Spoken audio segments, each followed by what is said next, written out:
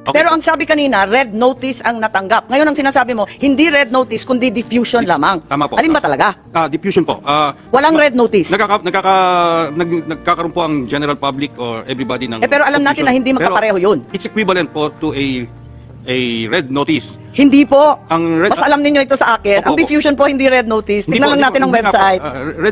Ang diffusion po is a request for international police cooperation that is coming from an entity or another member country that is directed to another member country or Tama, several oo. countries. Yung po pagkakaiba. Sa member to member, Opo. it's an unverified report requesting for information. Humihingi lang, makikipakilang sa kapwa member na kung maaari, tulungan ninyo kami. Pero hindi siya verified, hindi siya dumadaan sa kanilang commissioner, hindi siya pinopost sa website katulad ng red notice. but Tama po ba? it- So hindi po red notice ang natanggap, tama? Diffusion po. Red Diffusion. And more technical po, it's a wanted person diffusion. Tama.